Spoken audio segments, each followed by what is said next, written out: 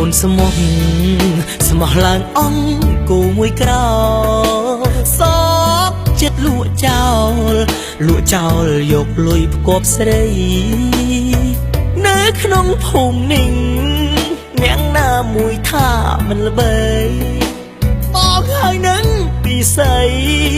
គឺជាគូកំណាន់ចិត្តស៊ូស៊ីប្រហុក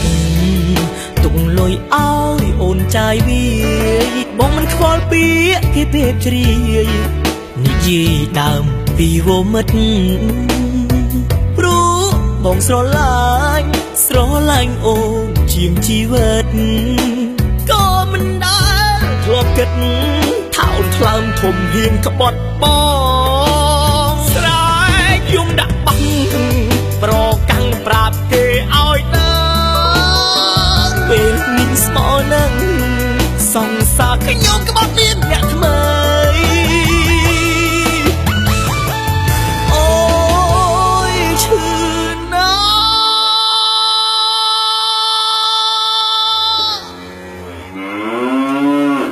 ស្រឡាញ់ស្រីស្អា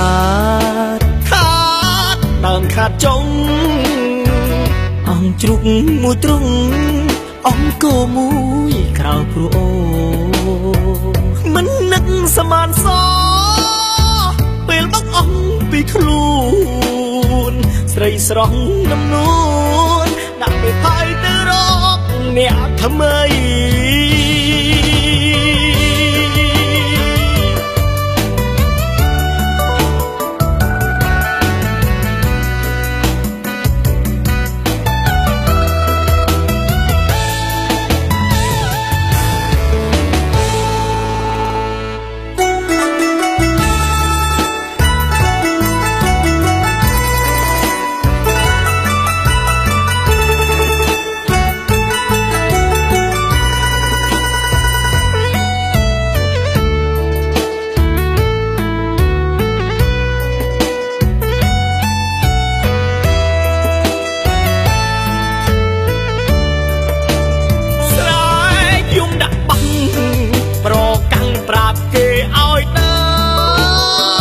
ពេលនេះស្មោនឹង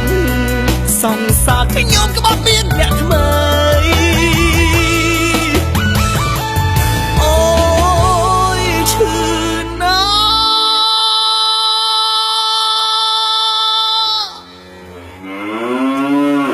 ស្រឡាញ់ស្រីស្អា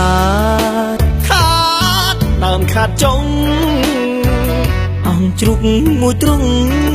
អង្គគោមួយក្រៅព្រោះអូមិននឹកសមានសពេលបាក់អង្គពីខ្លួនស្រីស្រស់ដំនួនដាក់ពេលផាយទៅរកអ្នកថ្មី